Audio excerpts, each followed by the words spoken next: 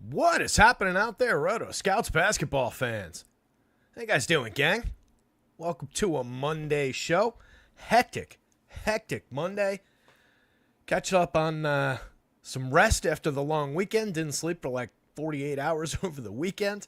Pretty successful football weekend. Nothing crazy, but a profitable football Sunday. Could have been a lot better if I had chosen correctly and used Jared Goff like I was planning on doing all weekend in my smaller field contests.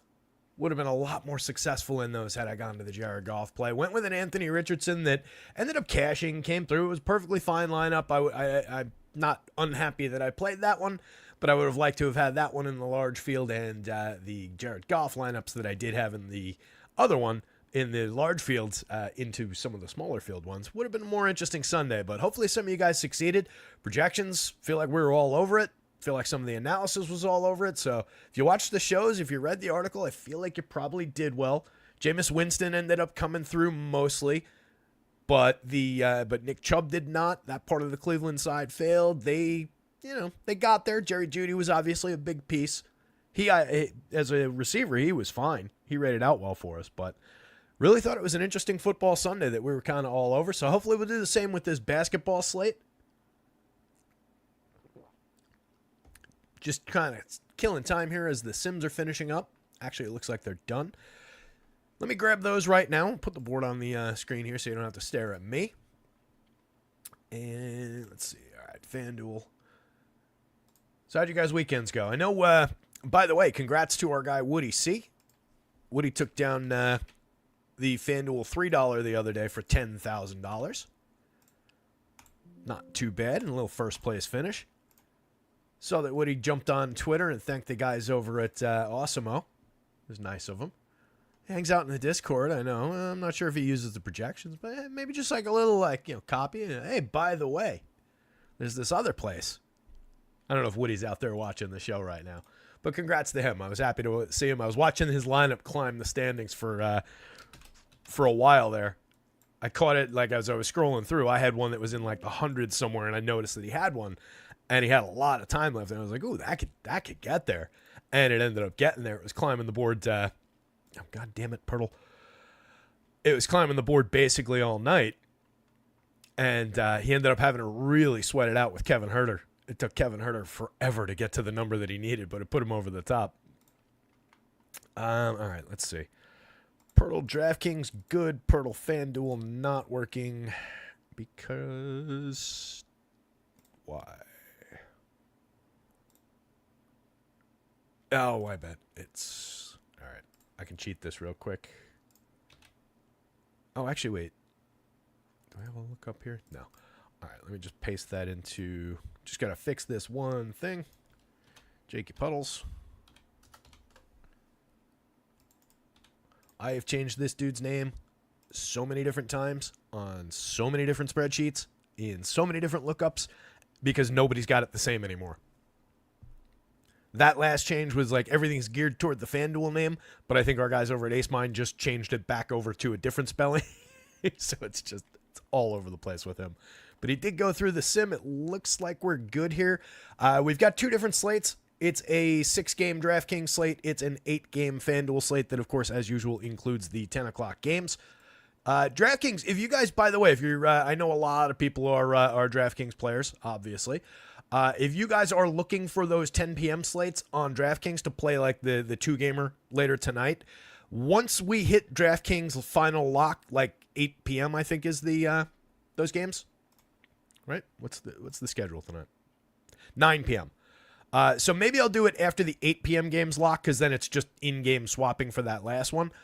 So once 8 p.m. passes, what I've been doing is I take the late game salaries and positioning and everything for DraftKings, and I drop it into the slate so that you guys have that for the 2-gamer or the 3-gamers or whatever they become with the 10 o'clock games. The reason I don't put it in there from the jump is then it gets kind of jumbled when people upload to optimizers, upload to sim sites, they upload everything. It's just more clear cut if those guys just are zeroed out. So hopefully that's working for everybody. Any feedback, let me know in the Discord, guys, as far as like how I'm presenting the stuff. I know people want the minutes. I know people want standard deviations. I'll get it in there at some point. It's literally just a matter of me creating 2 new columns in the spreadsheet and pasting it in, but I just haven't done it yet. Stephen Leibowitz is here. Stephen vaguely recalls something named Twitter. Yeah, I just blasted out a message on Twitter about this show. I was slow in getting it scheduled because I was slow in getting everything together. It was another day where just stuff kept changing, and every time I caught up, I fell behind by within 5 minutes with another piece of news. So we'll go through the news in just 1 sec. I just want to make sure I got placeholders in here. All right, we're all good there. All right, so 8 games FanDuel, 6 games DraftKings. Let's make sure everybody is correctly on the board here. As usual, we'll go position by position when we get into it. We're going to sort by DraftKings. Oh, we got a big crop of empty spots down the bottom. I forgot to clean that up. Bear with me. So we'll sort by DraftKings top 150 rates. And we'll be filtering by FanDuel positioning. And we'll be doing our damnedest to make sure that we're not missing anybody. But right now, let me just make sure that looks clean. All right, good. Ooh, that's a lot of TJ McConnell. Yowza.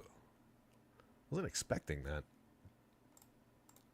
I did not. This is the first time I'm looking at these sim results, so we'll discover things together. I just want to. Where do I have TJ?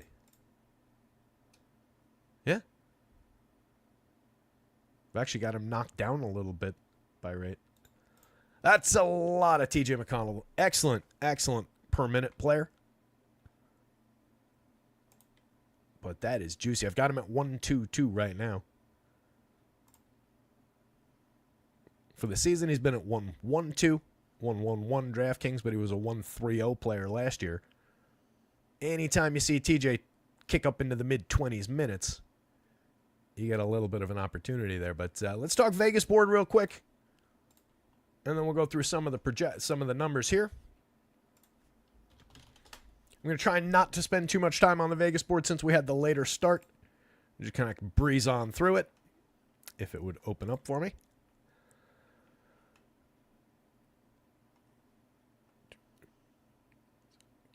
Yeah, look short. Bulls and the Pistons.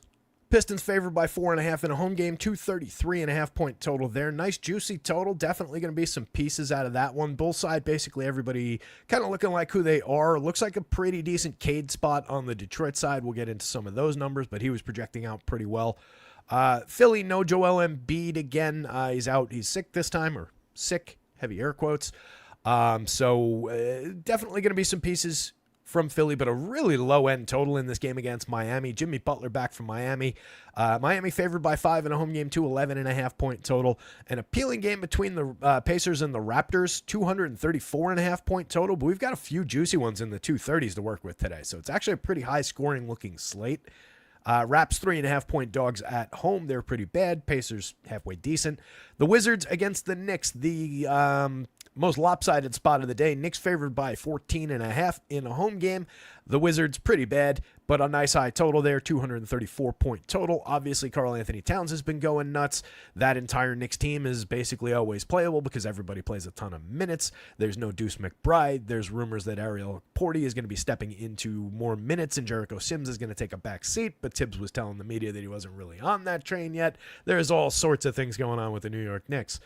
Houston, Milwaukee, 3-point game in Milwaukee's favor up in Wisconsin. 224 point total there. Just kind of the obvious pieces coming out of that one. Orlando, Dame Lillard back, by the way. Orlando and Phoenix, 4.5 point game. Orlando favored on the road in Phoenix. Another really low total at 212.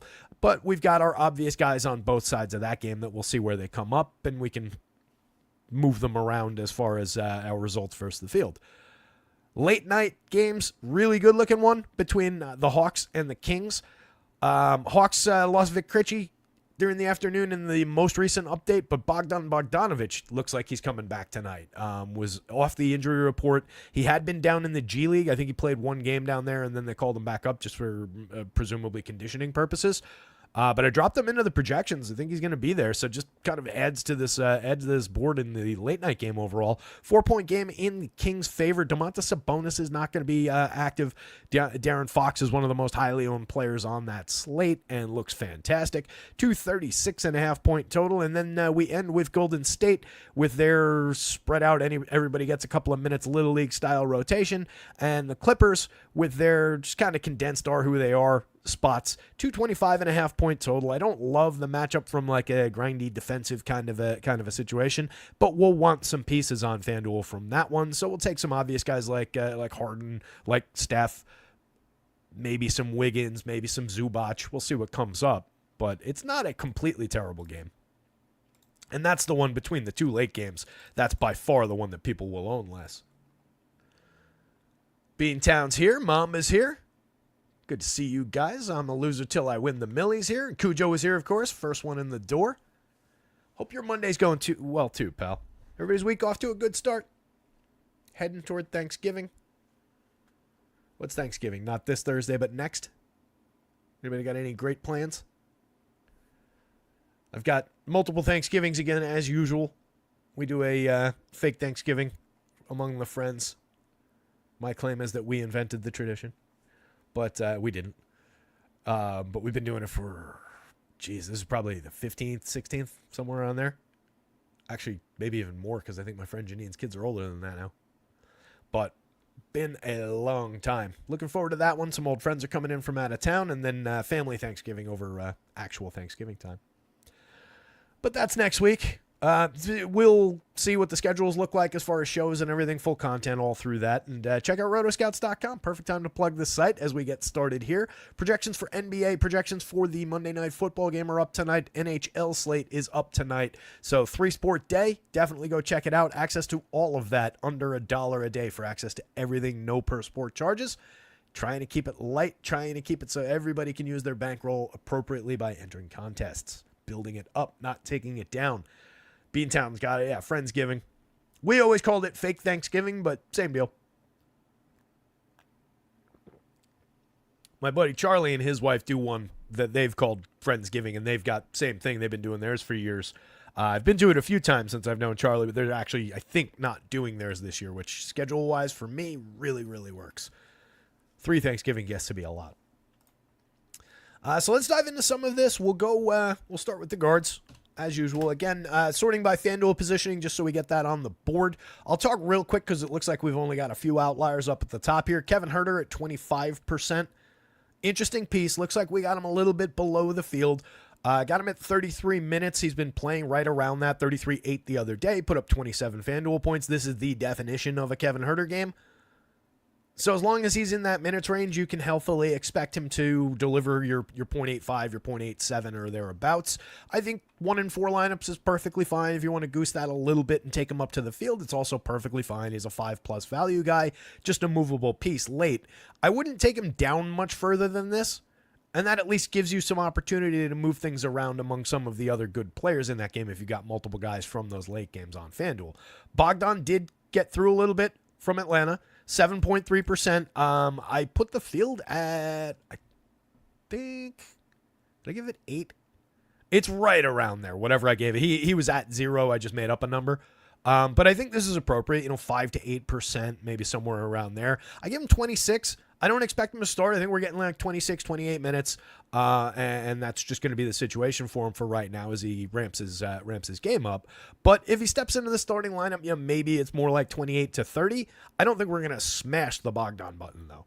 And then at the top of the board, the button you do smash on the late FanDuel slate is Darren Fox. Looks absolutely fantastic. 82% exposure on FanDuel in our top 150 lineups. That is above the field, but the field is in the 50, 60 plus range.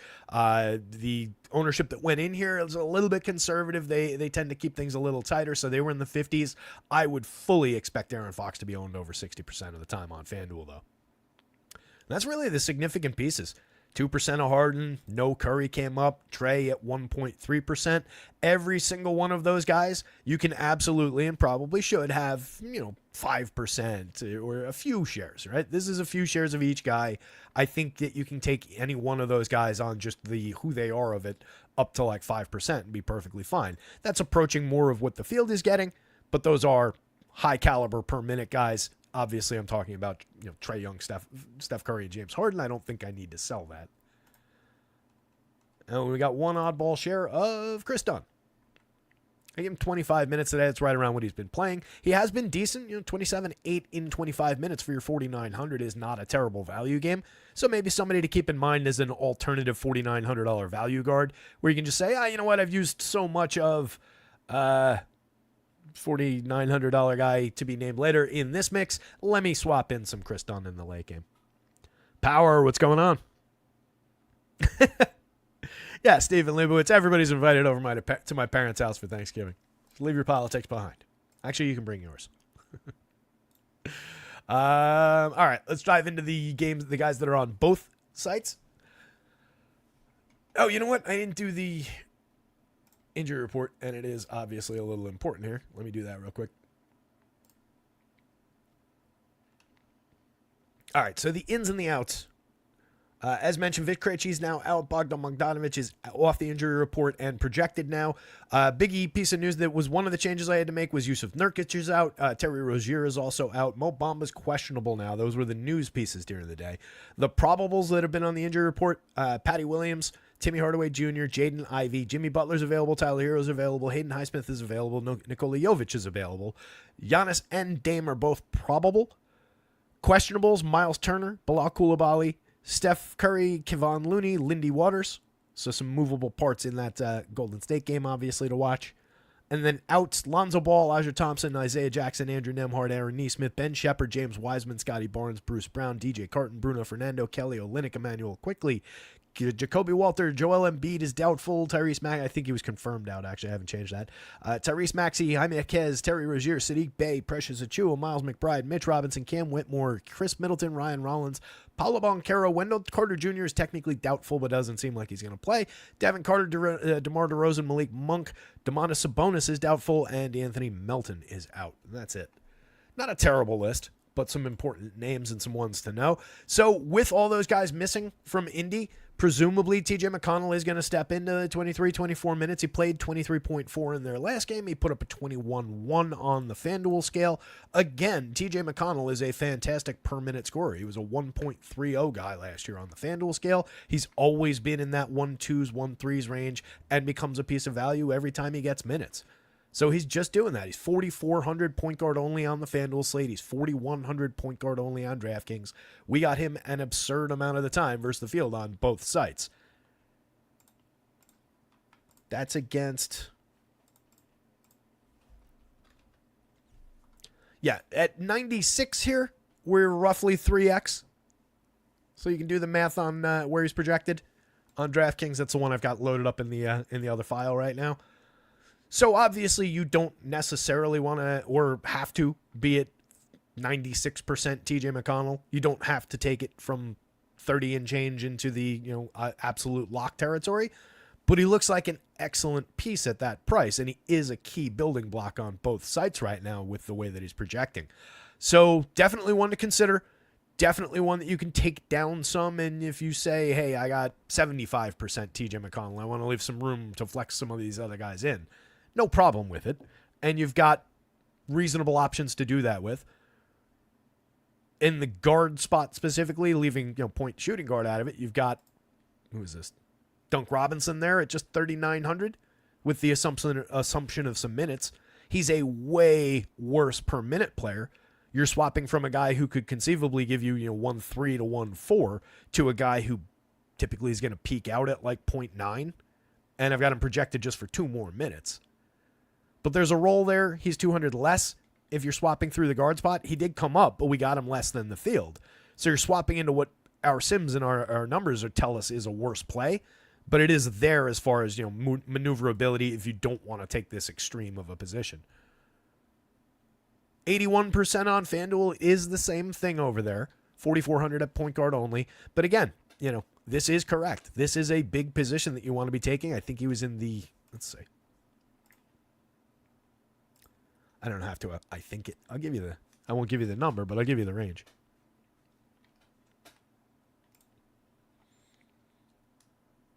He's the fourth highest owned player on the FanDuel slate, and it's basically the same number as it is for DraftKings. So relative to the field, we're a little bit closer to the field. We're not tripling the field here, but we're a little bit more than double.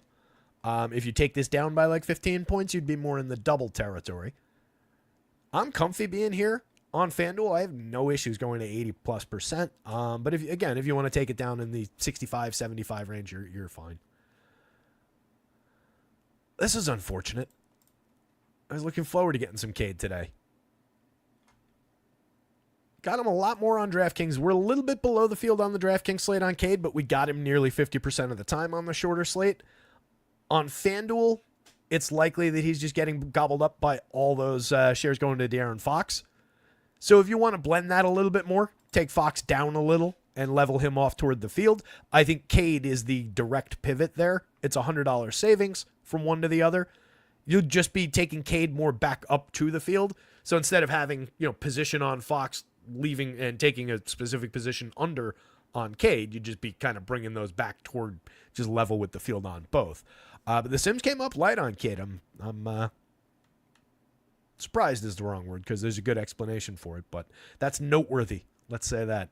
On DraftKings, just an is who he is result, but definitely looks good. 1.32 per minute on the season, 30+% usage. Anytime we're getting 30+% usage, guys, with realistic ability to sustain those type of numbers and the production that they're putting up on those numbers, and really, he gets a lot from facilitation, 37.9% assist rate, but there's nothing that looks crazy about his numbers that are supporting that production so far. Just a good piece. Jared McCain, 34% on FanDuel, slightly below the field, 36.6% on DraftKings, again, slightly below. No issues being level with the field, looks like a good piece. Lot of missing parts in Philly again. He's been at 1.06 FanDuel, 1.12 DraftKings points per minute. Rookie's been good to start his career. It's I wasn't fully expecting it. I talked about him the other day and mentioned that I was going to bring his projection down slightly, and he ended up overperforming it. I had him in, I want to say his first, maybe second good game, but put up another decent one the other day, 36.2 and 31.4. That's right around what he's been averaging as far as those per minute numbers go. Definitely looks like a piece. I just think the field's going to be easily there. It's not like he's going to surprise anybody. And the pricing, it's up a little. It's not obnoxiously high for him, but it's kind of starting to approach the point where it's, maybe leveling off a little. But we got a ton, 1 in 3 lineups on both sides. Ben Mathurin, another guy who could benefit from just that Indy situation being a little shorthanded. He's been at 0.97 so far this year on 22% usage, looking more and more like the guy from last year who put up 0.89 on similar usage. 35% on DraftKings, again, level with the field over there, 6,500, multi-position eligible on both sides. He's at worst a solid mid-range contributor with some movability on both sides. Again, Dunk, we did get below the field at 26% on DraftKings. We're further below the field at 18% on FanDuel. That's a pretty hard undercut on the FanDuel slate. He has been playing at a 0.84. I gave him, if memory serves, I think I pushed him up even a little beyond that.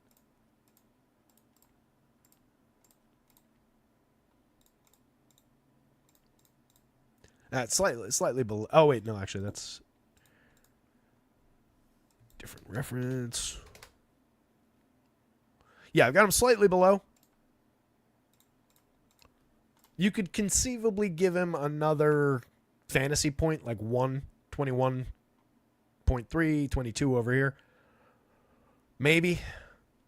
It's just not a player I'm a big fan of getting a big chunk of. But if you wanted to take him up to the 30% range and get closer to the field there, 20, 25 here and get closer to the field, I get it. The opportunity's there. Maybe I have him slightly light.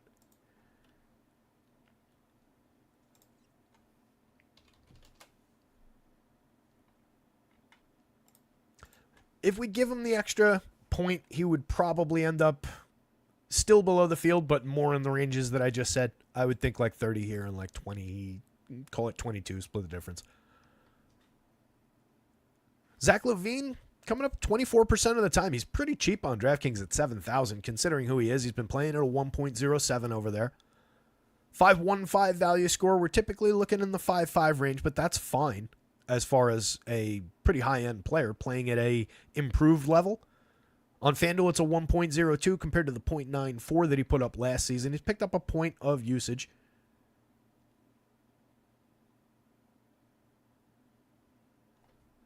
It was a guy when we came into the season, we were saying it's going to be interesting to see what he looks like with just new spacing in Chicago. And he hasn't been bad in a fantasy scoring sense. So I think we can get there.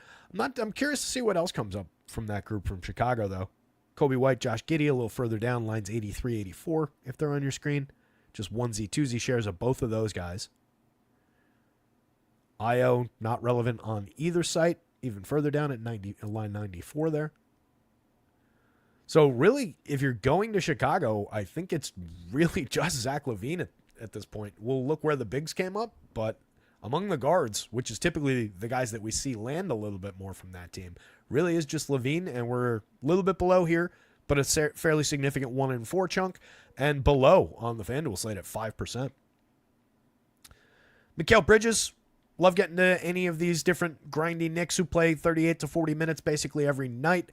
Again, no Deuce McBride, so one more time they're shorthanded for tonight. So it's going to be that condensed rotation. It is a second night of a back-to-back for the Knicks, so maybe we peel back a little bit on some minutes, and guys like Mikal Bridges come down from the ridiculous number I've got him projected at. But I do think it's realistic. 18% over here, 22% over there. We'll probably see some of these other Knicks. Jaden Ivey a little bit below the field. Bigger piece of him on DraftKings on the shorter slate at 20%. He's been a 1.03 player. He had a very good game the other day, 29.8 minutes, 44.8 FanDuel points. Just under a point per minute on FanDuel, but the usage is there. The upside is there. There's definitely a little ceiling on the player. So you can goose that a little. If you wanted to go to like 15 on FanDuel and be level with the field, that's fine. 25 DraftKings and be level with the field, also fine. That is a big chunk of Paul George. Yowza. I was not expecting that.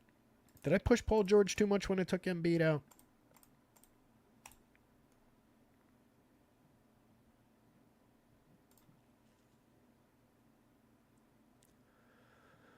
He's been at 119 on average in his 6 games, his 30 minutes. He played 35-6 the other day. That's why I've got him at 35, just like security that we're basically back to full expectations for Paul George. He's projected to be owned on both sites, right in this range. Right in this range on DraftKings, which was the number I was looking at. We are above the field, but it does look like the field is there on FanDuel, and I don't have him incorrectly rated. Yeah, he's going to be one of the highest owned players on that slate. Third highest owned. So we're essentially double the field with our Paul George FanDuel exposure. And we're a little bit below the field on the DraftKings slate. And I really would rather be playing that on DraftKings, I think. Tyrese Halliburton, reasonable piece. 1.08 per minute on DraftKings, 1.06 on FanDuel. Those numbers are down hard from the 1.38 FanDuel number that he put up last year. There's any given slate return to form upside for sure. Toronto, not a challenging defensive opponent. It could be a good day for Tyrese. 45.1 in 37-7 the other day. Definitely upside there. That's a player I wouldn't mind having more of because it does look like the field is relatively light on a slate where they're getting to a ton of, Paul George and so on. So if I'm looking to get this down a little bit, take this down to where I'm, maybe 10 points above the field instead of doubling the field, I think since they both have shooting guard eligibility, I think that's a reasonable pivot to make right there. It's more expensive, obviously. You're changing a lot in a lineup. There's definite upside in Tyrese Halliburton to overperform what he's done so far this season. Having point guard shooting guard on him, too, is really nice on FanDuel.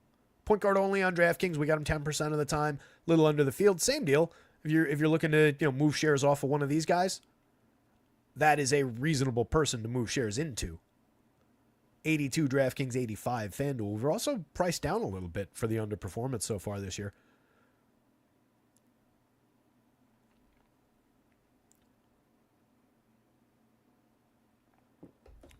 I just realized I closed chat up. What are you guys chatting about? Talking about? Yeah, I had no Taysom Hill. Or maybe I had a share or two, but like no significant Taysom Hill. I probably didn't have any. It's a player that I basically never get to because I don't ever really project him high. I give him what he warrants. And he's a player that if you go back to shows for the first 2 or 3 weeks of the season, every time he came up, I was saying at some point this season, probably 2, we're going to get the monster Taysom Hill games. Especially with the carries that he was getting, the fact that he's been running the ball into the end zone, and with Jamal Williams out, it just lined up that was going to happen. That is a somewhat difficult to project situation, though. But yeah, that was one that definitely I didn't have a lot of. Had a fair amount of Kamara. If Alvin Kamara had put up that score, I would be a rich man today. Even in the non-golf lineups, but especially in the golf lineups. Yeah, Demon Nat, he's always somebody that I'm like, yeah, this could be the week, but it'll probably just be the week where he burns me rather than the week where I succeed with him. And anytime I've tried, I have not picked the right weeks with him. Frustrating player. Continuing on with this. Let's see, did anybody ask any? No, that was just the only chat going on there. It's an interesting Monday night game tonight as far as football goes. Not going to have a show for it, I don't think. This just started late, and this is going to be ongoing with all the changes that we're expecting and with the condensed basketball schedule. I'm probably not going to get on for a football show, but if you guys want to talk toward the end of this, we can talk for a few minutes about it. We're at the point on DraftKings among the guards where we're just among the onesie-twosie shares. It looks like I didn't clean up a junior on Timmy Hardaway. Let me do that real quick. It's not just him that would be affected there. It's a number of guys.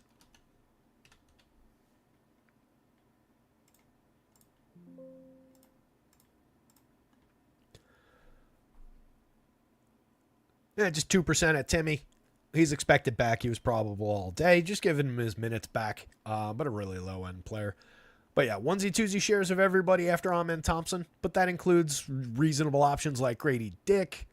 He's been playing fairly well, 0.88 per minute. He's not expensive. He's got shooting guard and small forward eligibility. On FanDuel, 8% of him, 9% on DraftKings. We're a little below the field on both, but reasonable expectation of a bit of upside. That team continues to be missing a ton of bodies, and he's been filling in pretty well, especially from a DFS sense. We got 5% of Jalen Brunson. We're a little bit below the field on JB. I've got him at 35 minutes, but you could conceivably give him like 38 here and not be crazy about it. 34-4 last time out. He put up 36 FanDuel points. He's been just at 1.09 for the season, 1.14 for the season on DraftKings.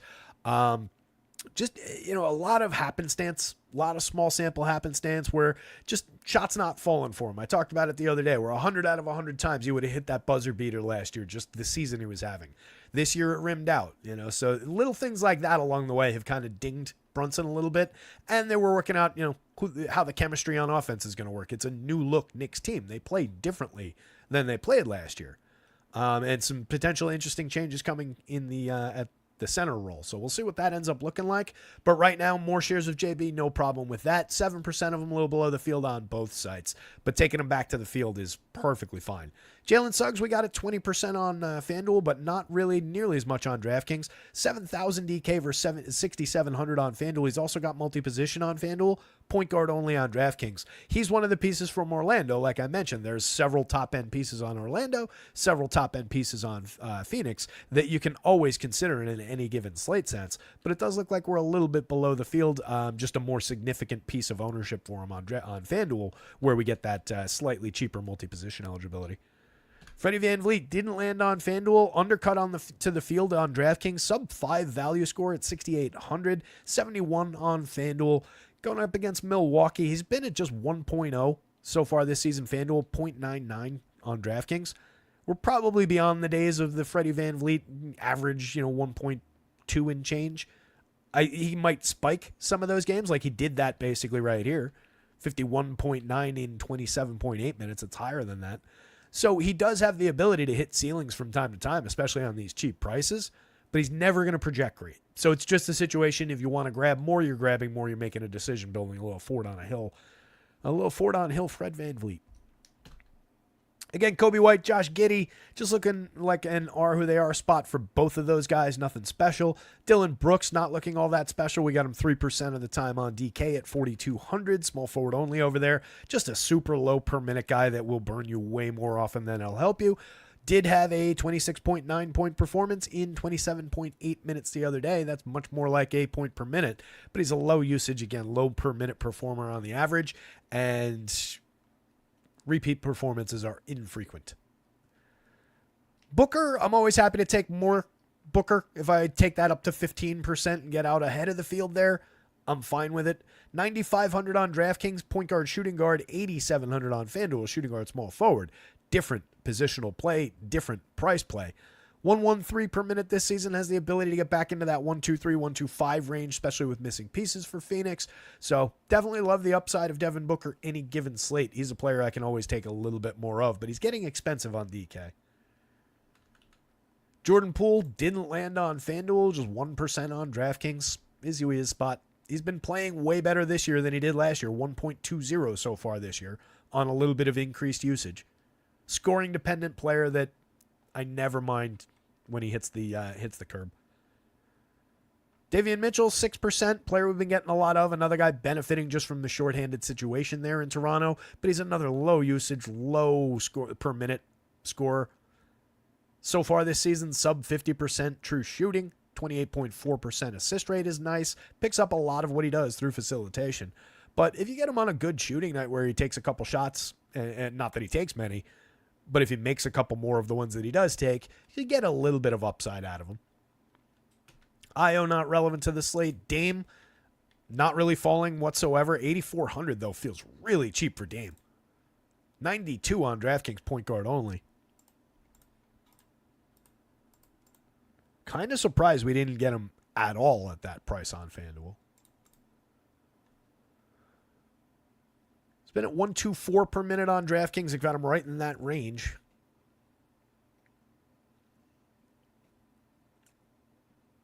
Boy, if there was a player to grab a little bit more of, it's not a great spot going up against Houston as far as like defense and everything goes, but that is Dame Lillard.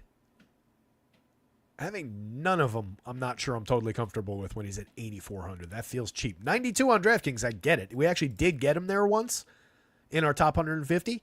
And again, if you want to grab a few additional shares, that is Dame Lillard. So no big deal. A little bit of Tyler Hero on both sides. Player that I like getting to when they're missing pieces, but those pieces are back. So now I think we're just dealing with typical Tyler Hero situation. I wouldn't get overexposed to him. Can break those games from time to time, though. Agbaji, another guy from... excuse me. Didn't even have time to hit the cough button. Another guy from Toronto benefiting a little bit, 12.67, but below the field, 4,900. Just a movable piece in like the upper mid-range of value squares. No love for any of those guys on DK. Nobody significantly projected down here. Tyus Jones, Koulibaly, Malik Beasley, pieces and parts. So like highly projected guys that we didn't get much of on DraftKings. It's basically Lillard, Tyler Hero, little Jalen Green there, 6,700. The price is just about right for a guy who's been at 1.0 per minute. That's exactly what I gave him, 30.28 DraftKings points in 30 minutes. Just an is who he is spot, but he's a player where if that scoring gets hot, the shot starts falling a little bit, he can spike a decent day. Everybody else just limited. Let's move on to the forwards here. Hit the like button if you get a chance. Hit the little subscribe bell down there if you get the chance. Let me take a look here at the board. So a lot of Trey Lyles coming up with some bonus out again. Nyeko Kongwu hit a little bit. Bogdan, again, hit a little bit on FanDuel, but we'll see what the relevance really looks like depending on what his role ends up being. Herter we talked about already in the guards breakdown. Keegan Murray looking like a significant enough piece and at least a spot where if he's in 1 and 4 of my lineups late, I'm kind of happy about that because, again, that plus the Fox shares plus some of these other odds and ends, it's going to give me a decent amount of maneuverability in that late game. So let's say I want to suddenly decide, all right, Jalen Johnson, a pretty high-end per-minute player, looks like the field's not going to be there, based on a pretty low projection already, and just based on what I'm seeing, is a lot of shares consumed. That's a player I might be interested in pivoting into more shares of, just looking for upside late in the night. So having that flexibility there is going to be pretty key. It is almost exclusively coming up in that Atlanta-Sacramento game right now. At the forward spot, that's not really unexpected. I wouldn't have been shocked by a few shares of like Norm Powell, but he's not exactly at a great value score. 7,100 at small forward and shooting guard now. 4.3 value score in a is kind of a spot. It's been good this year, but now he's priced for it. Wiggins, we got him 6% of the time. I wouldn't have been surprised by more. That is below the field. Probably 10-12% range for the field. If you want him in that range, he's a reasonable player to at least block off some shares with. But then, like, none of the Kumingas of the world, none of the Draymonds of the world, one share of Draymond. TJD, Slow-Mo, Podziemski. Ricochet is one to watch, just the impact of all the returning bodies on him. They've got DeAndre Hunter's back in the fold now, getting Bogdan back. It's going to be just, somewhat impactful to see what those minutes for Atlanta looks like. It's going to be a changed Atlanta rotation from, what we've seen early this season. Those are the only FanDuel late game outliers. We have a hard undercut to the field at the top of the FanDuel board. Is that the top guy? Yeah. So on DraftKings for 3,400, we're getting a big chunk of Oso Ighodaro, 52% of the time. Just guessing that's how you say that name. On FanDuel at 4,000, he's power forward only. That's a higher relative price and no maneuverability as far as the positioning goes. I imagine just getting boxed out by we're getting a bunch of RJ Barrett. We're getting a bunch of Pascal Siakam. We're getting a lot of much better players in that spot. So it's just a matter of how the value falls positionally, and it looks like we're taking more value in different ways on FanDuel. But on DraftKings, pretty big piece, 52% on the DraftKings slate. Been playing at 0.72 per minute so far this season. Played 26 minutes the other day. That's exactly what I gave him. It's the same situation with no Nurk. We'll see where what's-his-face comes up. Mason Plumlee.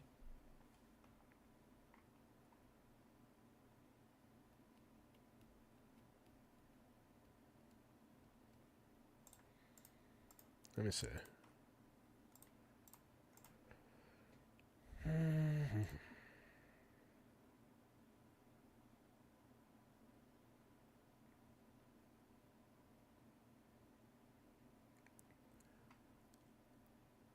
Yeah. That's where's the field on that? I just want to see what number the field's working with.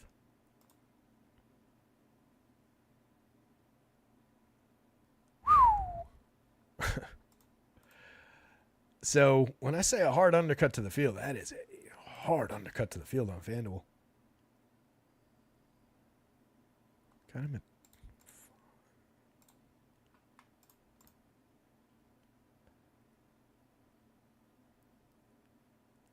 okay, they've got him more highly projected than I do. Basically the same number of minutes. Bear with me one sec, guys. I know this is not the most exciting thing, but I want to make sure I get this right.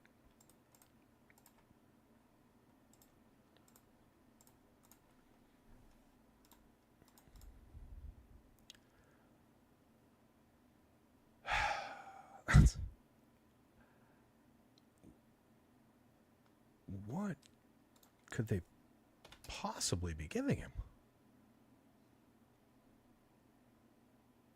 They're giving him like a point per minute.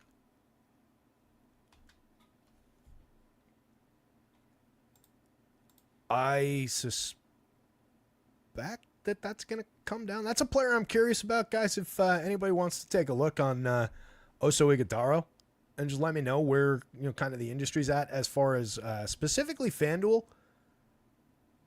But is he commonly projected like 5 points higher than I have him? Are people really putting him at 1.0?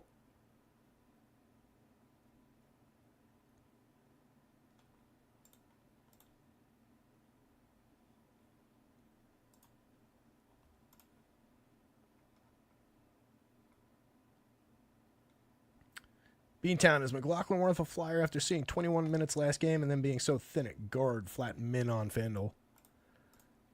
Take a moment to look that up while I don't remember saying his name.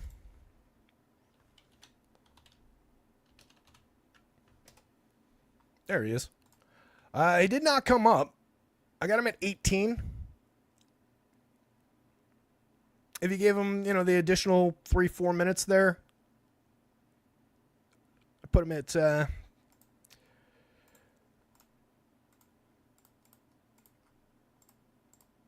let's see.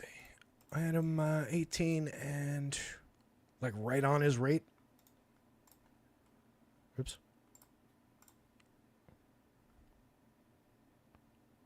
Yeah, he's been at 0.75 in just, 8 minutes and change so far this season.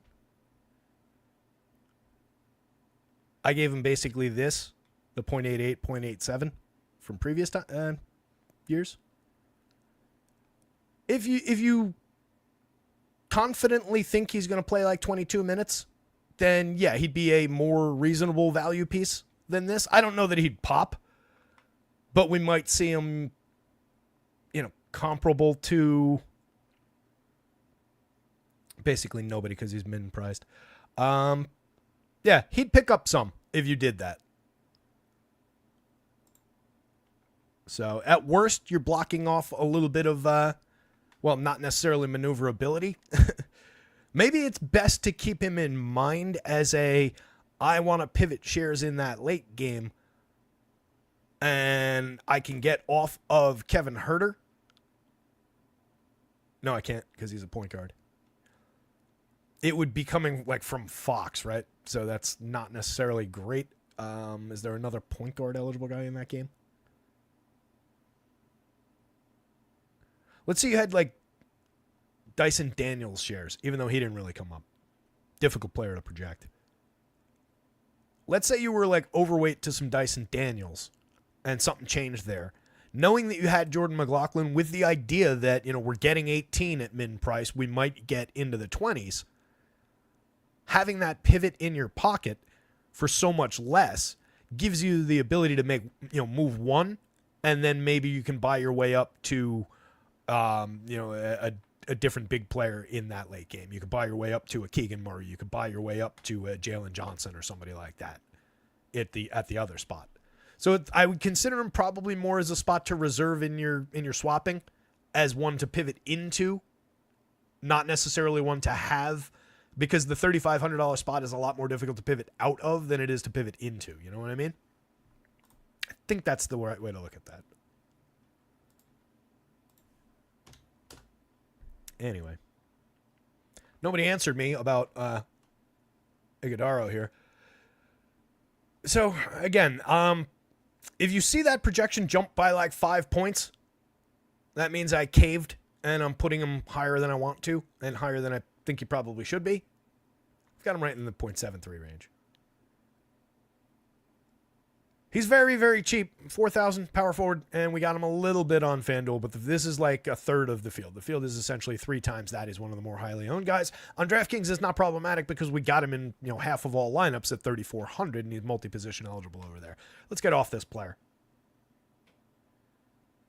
Lemons is seeing 15 fantasy points on 2 different sites. That makes me feel a lot more comfortable. That's exactly what he put up in 26 minutes the other day. I think that's reasonable.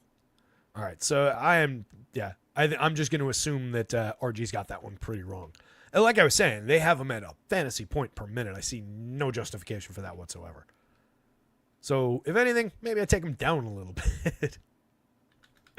RJ looks like a great piece. 1.17 per minute, 29% usage with all those missing bodies. Carrying the weight for Toronto, 78% and way above the field on FanDuel. Happy to have it. 5.68 value score.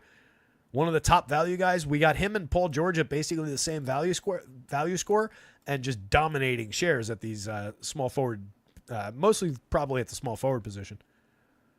A lot of weight going into those 2 players on FanDuel.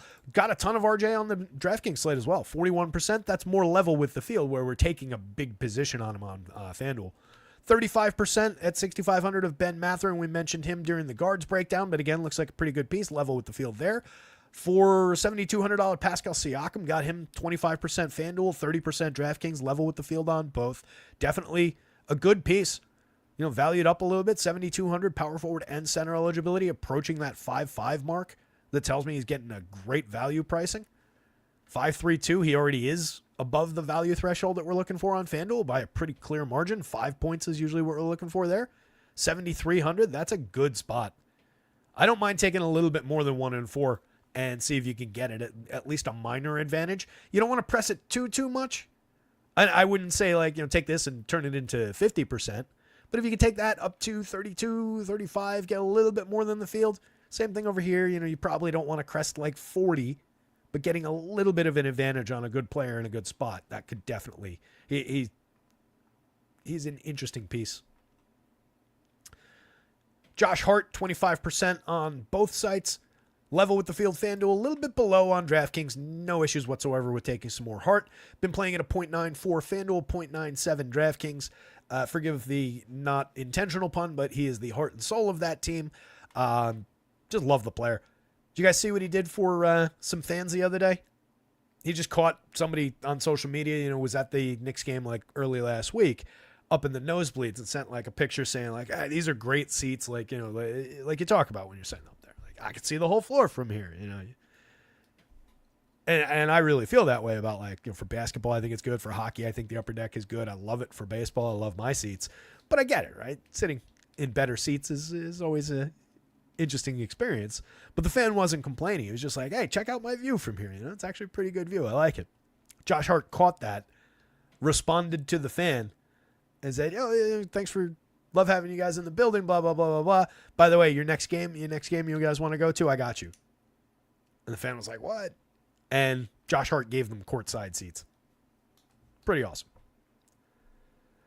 Zach LaVine coming up again. We talked about him in the guard situation, but 24% on DraftKings. Definitely looking like the only significant piece from Chicago right now. Bridges we talked about. Always interested in him. It's just a matter of how many Knicks you want to pile up because we are getting pieces of each of them. They're definitely... it's a situation where you could say I want 1 or 2 Knicks in a lot of lineups rather than I want like 3 or 4 Knicks in a couple of lineups, I think they're better spread out. Tobias Harris, 14% and below the field on FanDuel, 20% below the field on DraftKings. Reasonable position on a player like Tobias is sub 1.0 per minute. 0.94 this year, 0.93 on DraftKings. A little bit of reduced usage compared to what he was getting in Philly. Good enough that he could pop up to, even a 50-point scorer and bend the slate a little bit. But expectations-wise, I think we've got him pretty correct here. So I'm happy to be below the field while still having a little bit. 1 and 5 on DraftKings is fine. 15% on FanDuel, perfectly fine. Jonathan Isaac, God, back in our lives, huh?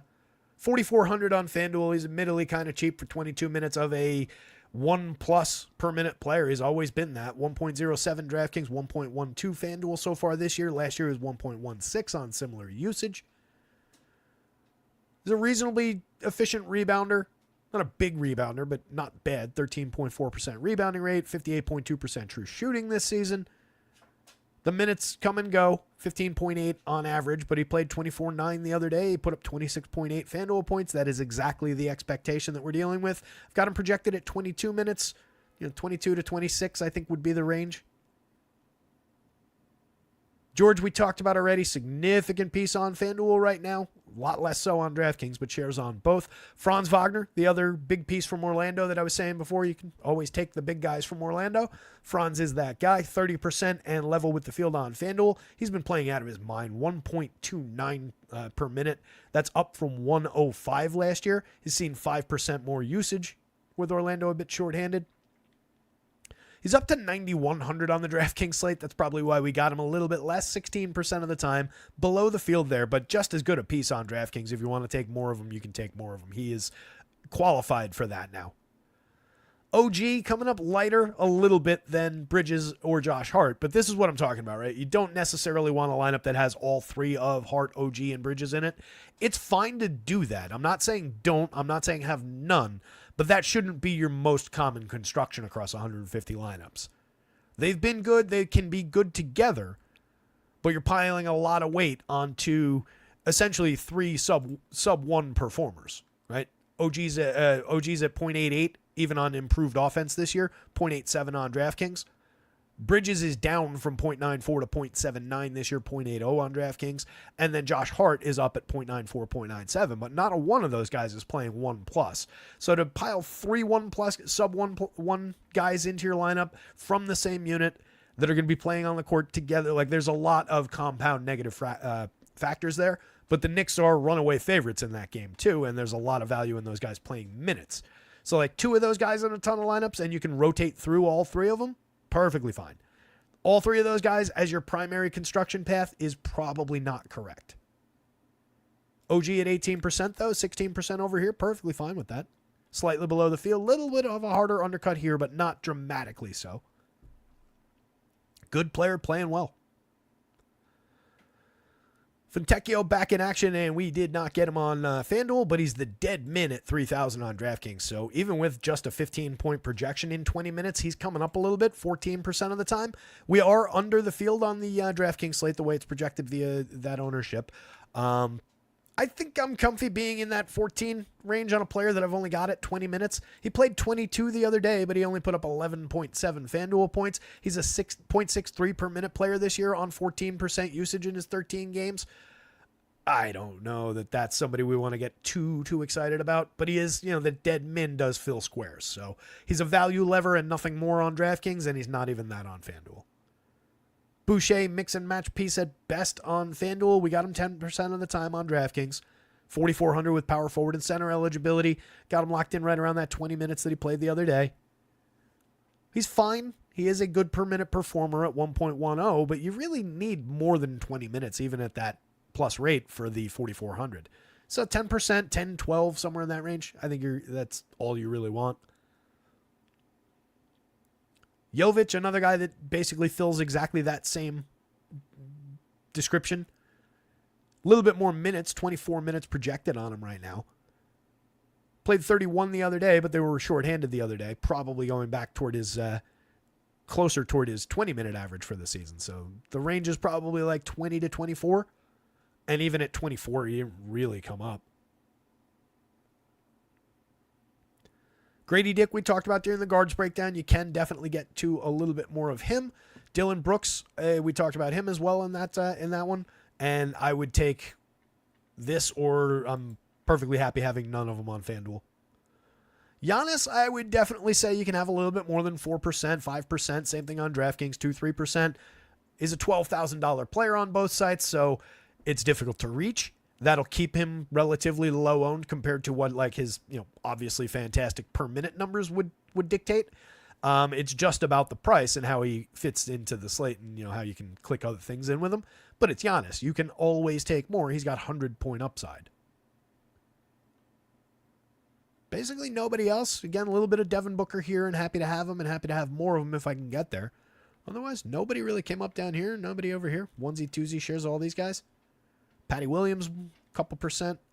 Mo Wagner, couple. Royce O'Neal, 1. Obi Toppin, nothing really. 1 share of Isaiah Stewart down here. I think I'll pass. Jimmy at 76. 1.07 player this year, 105 on DraftKings. We didn't get him. We got him in 1 share on FanDuel. We didn't get him at all on DraftKings. I've got him slotted in at 31 minutes. He's averaged 30.5 in the 8 games that he's managed to play this year. If you got 34 or so from Jimmy, he could pay that off a little bit better. He's very cheap, but it's more like he's cheap for the memory of the Jimmy Butler that once was. I think he's just okay here. If you found yourself at 5%, though, like you ran a sim and you got everything lined up and you dropped it in and then you said, oh, shit, 5% Jimmy Butler. Ugh. I don't think that's tragic. I don't think it's one you need to rush and go change. If it's easy to swap out of, then probably swap out of it. But I don't think it's panic mode to see that. Tari Eason, just a mix and match piece on DraftKings. Didn't come up at all on FanDuel. Ryan Dunn didn't really come up on FanDuel. Same thing on DraftKings, mix and match level. 4,000 at power forward. Patty Williams in. Good.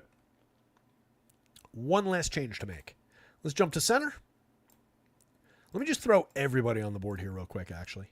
I just want to make sure that I'm not, like, since I'm sorting by FanDuel positioning, I don't want to miss any of the big DraftKings plays. We talked about Iguodala. We talked about TJ. We talked about Cade. We talked about RJ. We talked about McCann, Ben Mathurin. Cat we'll get to in a moment when we break down centers. Looks like we're mostly good here. Just making sure, because we do, at times, based on the different positioning, like if a guy's forward only here, but guard only here, if I'm sorted, I could miss him. These stupid broken slates. Looks like we covered everybody, at least super relevant. And then you get down pretty quickly. DraftKings is so condensed around that monster ownership on some of those guys.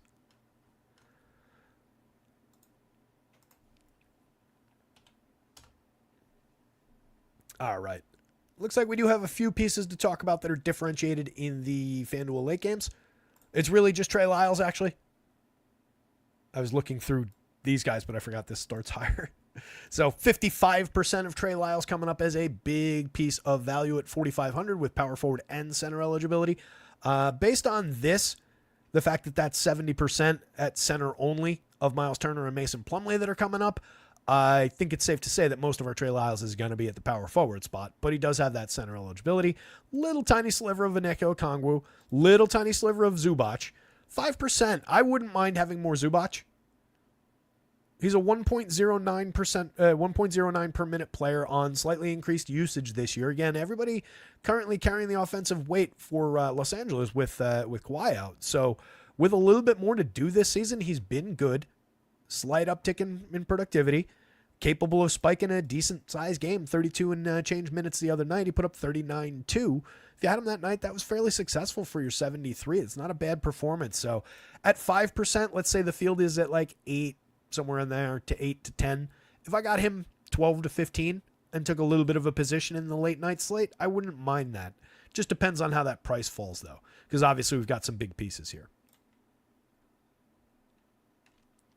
Guys who are on both sites, Karl-Anthony Towns, monster piece on DraftKings for $9,000, $9,200 on FanDuel.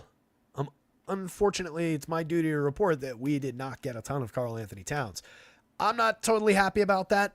I would probably look to push that back up to, let's take it up to 10. Let's get a little bit more just to be competitive with what does look like a fairly big chunk by the field.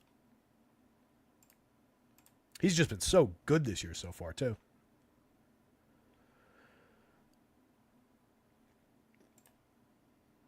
That's not quite a quarter of the field. It's like a third of the field. So if you wanted to double, even triple that and take them back up to the field, I think it's all right. But it does look like at center we're saving money and spending it elsewhere. Ton of Miles Turner. No real issue with that. He's a decent player with upside for more. 101 per minute so far this year. It's on essentially the same opportunities. He's a decent rebounder. Picks up some big man points as well. A little bit of a collector of fantasy points, but in 40 minutes the other day, he put up 51.3. That's nicely over a point per minute. 1.22 per minute last year, so definitely evidence that he can be a higher-end player.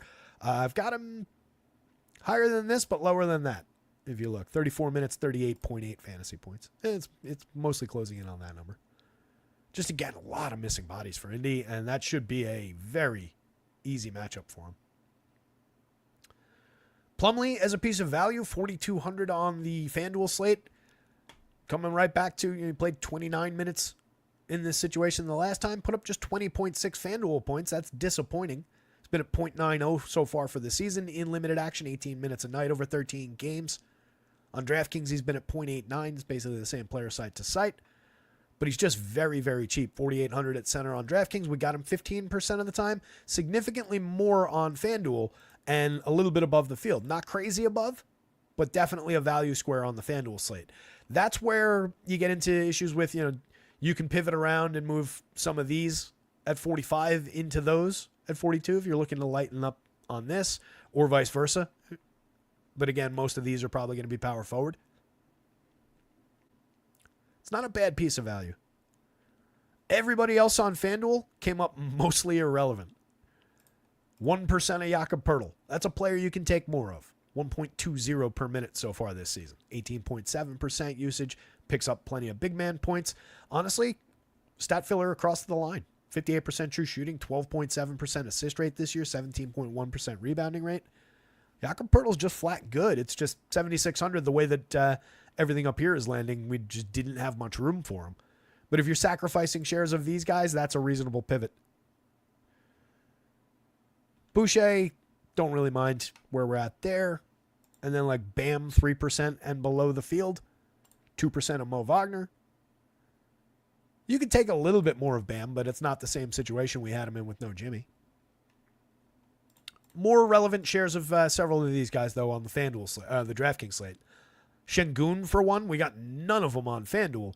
He's 87 over there. He's just 8,100 on DraftKings. That's pretty significant. 11.3%, 1.50 per minute this season, playing out of his mind. Definitely a good-looking Şengün spot on the DraftKings slate. We're a little bit lighter than the field. If you want to take him up to 15 and then level off, that's fine.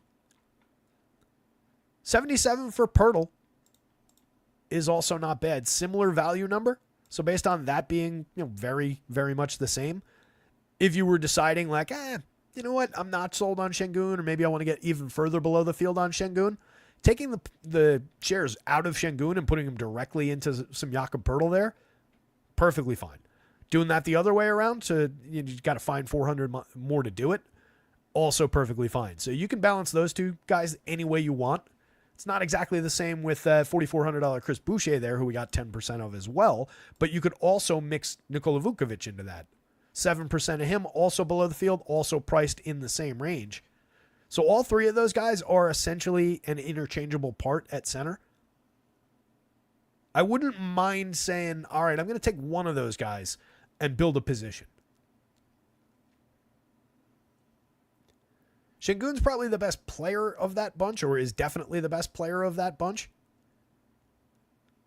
You're getting a significant chunk of per minute production so far this year, and even if you're comparing like these guys this year production to his last year production, you're still ahead. Or those guys last year production to his last year production. So that's probably the most aggressive way to approach it. If you wanted to take the 7% of Vooch and the 10% of Poeltl and just throw it into Şengün and get ahead of the field on Şengün, and then figure out where else you're changing things to pay for that. That's one way to take that position, and probably the most effective given his advanced numbers. If you take it the other way and say, all right, I'm going to take my 11% Şengün and my 7% of Nikola Vukovic and just buy more Poeltl, the cheapest of the three, I think that's also a potentially really effective way to use those three guys, or to use those shares rather.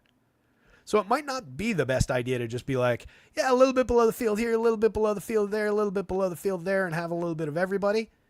It might be a sharper way to approach it by actually building a position on one of those three. Not sure. I think that's how I would do it. Bam is arguably also in that mix at 8,500. You could throw those shares in that blender as well. Joe Val is less expensive at 5,000, so he doesn't qualify for that group.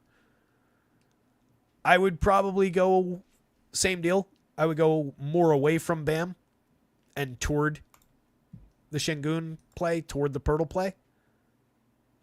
We're already below the field on each of those guys, so you're just taking a more dramatic position getting below on what the Sims don't necessarily like, and you're clawing back shares of guys that are a little bit more balanced, where the Sim is saying like, well, if you had more, it wouldn't be bad. Everybody else, just onesie-twosies, including Joe Val.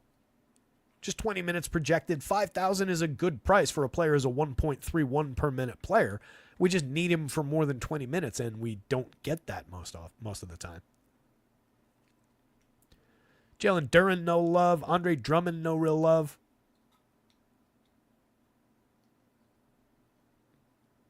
Portis, just an is who he is situation.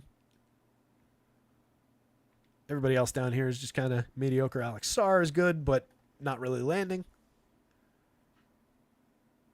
That's about it on those. Let me pull up Ace Mine. We'll take a look at some of the lineup constructions real quick so you guys can get a feel for how those came out.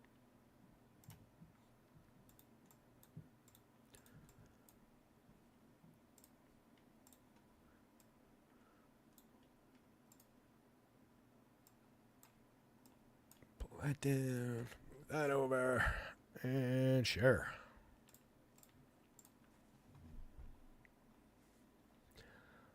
DraftKings. Give you a little bit better of a view here. I think that's more legible.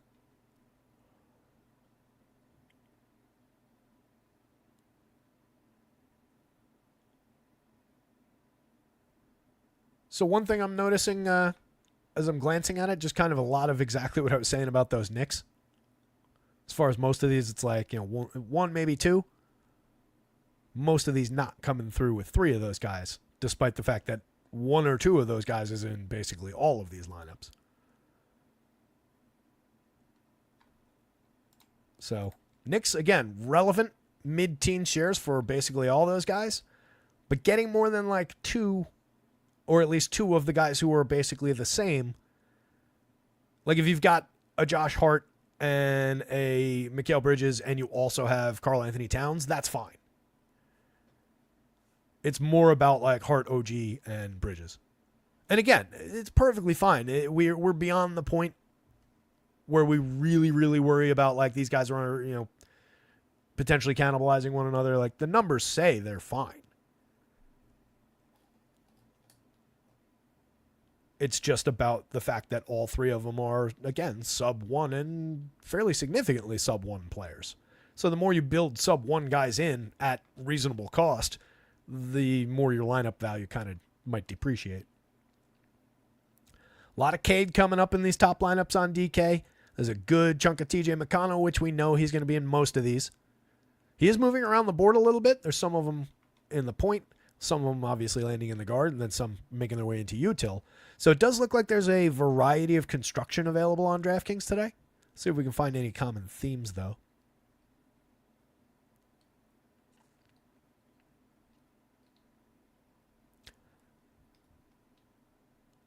It looks like it's Cade at the point, or you're dropping down into the TJ range. And then obviously a couple shares of like Jaden Ivey's creeping through. But you can, it's pretty stark, either spend a little or save a little at point. Shooting guard looks like we're taking generally fair mid-range guys outside of those dunk shares, which I, again, don't totally love.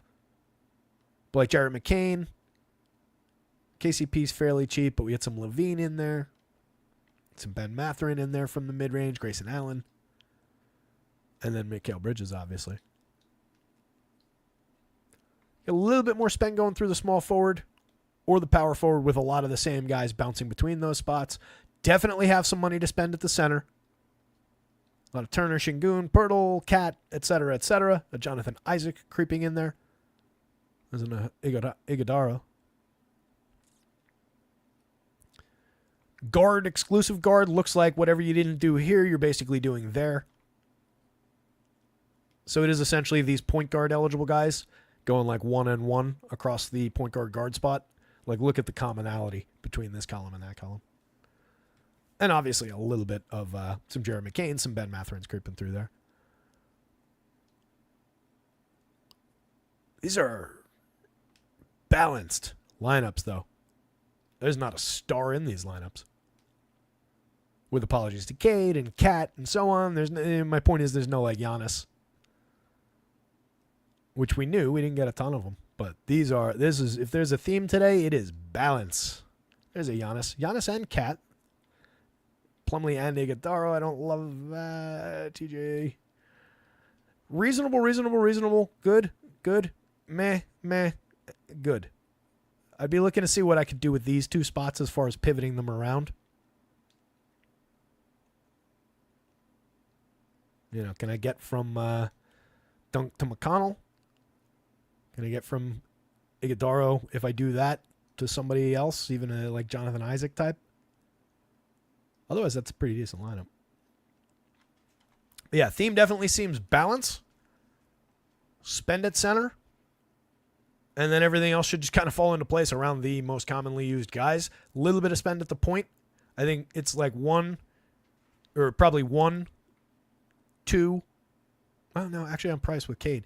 It's probably 1 biggest spend spot, 2 most clear spend spot, and then mid-range with like the forward situation where you're getting good chunks of RJ, Zach LaVine, Bridges through like here and over here.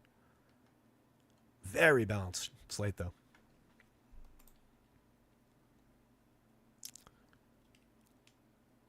Out of the gate, these lineups on FanDuel look almost exactly the same, except we're getting De'Aaron Fox instead of Cade.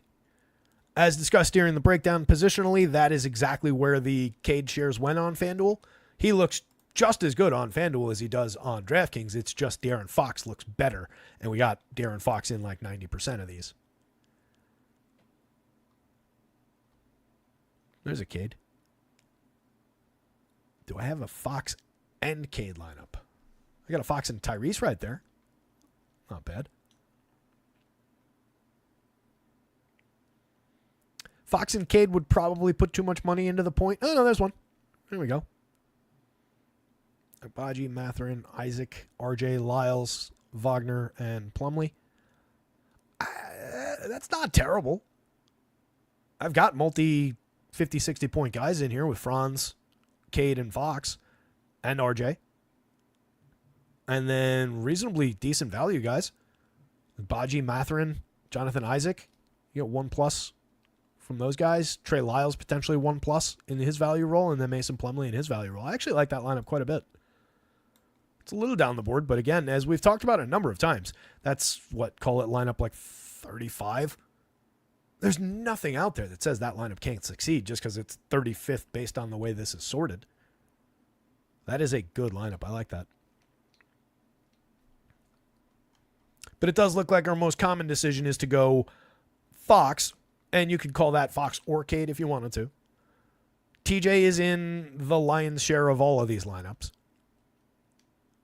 But it's a lot of one of the big points and then TJ or comparable value. A lot of our Paul George is falling into the shooting guard. He had multi-position, right?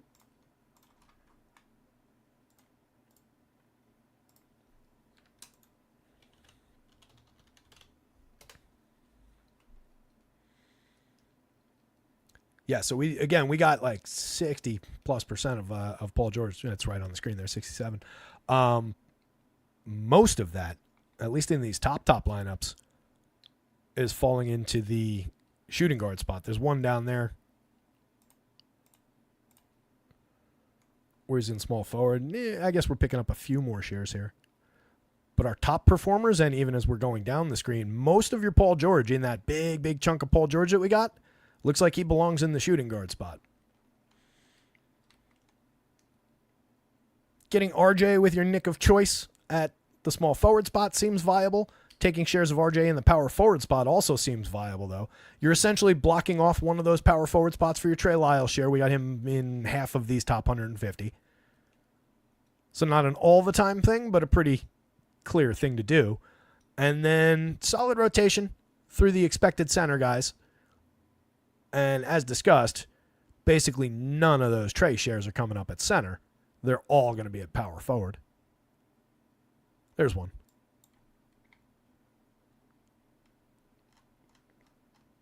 Not enough cat for my liking on FanDuel. Would sacrifice a little bit of like Paul George share to see if I could claw my way up to some additional cat. But we do have big mid-range pieces like Turner, like Zubac. And then we get all that value in Plumlee that's just soaking up those center shares on the one center site. It's just lucky that Trey Lyles has that power forward. Lemon says a lot of Cade with Fox. Walker, Lyles, Plumlee is the value on those. Love it. Good stuff. All right, I think that brings us to the end here, guys. I'm going to go poke around a little bit on that Iguodala projection most specifically, but I'm going to update for all injuries and so on and so forth. 5:52, so we got hour and change up to lock. Should be a fun one tonight. This is gonna. It feels like it's going to be a high-scoring slate with those numerous 230-plus totals on the board and just a ton of value to work with. So buckle up. Should be a fun one. But come on back tomorrow, and we will talk more basketball. Sheed? I don't remember saying his name at all. Did something change around him? Got him at 16 minutes right now and essentially no love.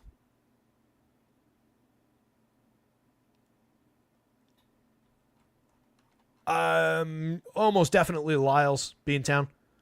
Like if I had to win a real life basketball game, possibly the other. But yeah, you're talking about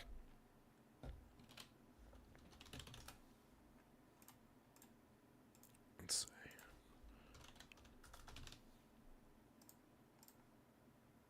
Oh, come on.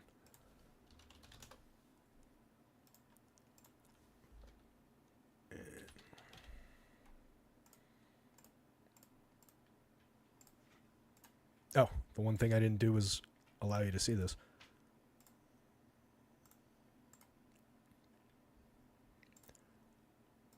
So, I mean, you're talking about guys we got dramatically differently. They're not projected far off of one another. 2.5 point projection difference, and Jonathan Isaac could make that up easily just by playing 24 minutes instead of the 22 I've got him at. And he did do that the other day. He played 25. I might actually give him 23 and give it a little bit of a kick. There's a little bit more of a value score going into Trey Lyles right now. But again, that could easily level off at worst. It's a much better per minute player.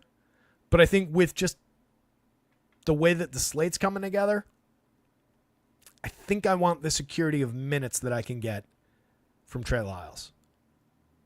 Because Isaac easily can disappoint his rates. We've seen it many, many times. He's a low usage player overall.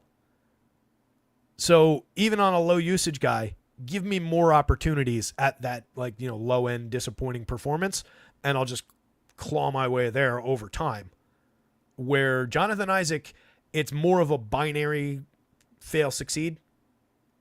It's a bigger risk spot, but it's not a terrible comparison to make. Yeah, and again, Beantown, it completely projects like that.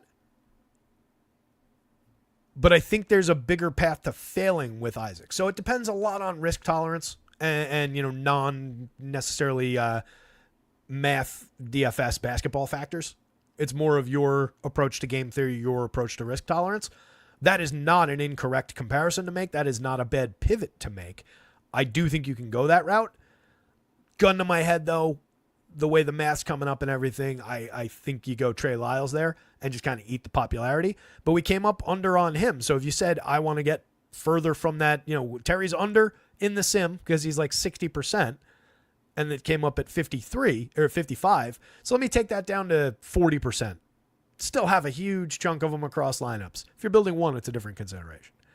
But you still have a huge chunk of them. Jonathan Isaac as a direct pivot from that is not bad. You're not picking up much salary to work into other positions. Or let's say, you got late news, Trey Lyles not playing before that, obviously, Phoenix game starts. That is not a bad guy to have as an emergency button, smash glass in case of emergency. So good comparison to make. Very good question, buddy. Do we see more Len tonight with Atlanta centers? It's possible. I don't have it projected that way.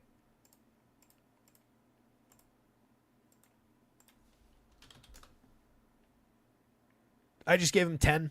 He played 12-9 and put up 20 points the other day. He does have 1+ ability. There's at least the idea that he could go out there and play 16-18, and then you'd have a moderate value.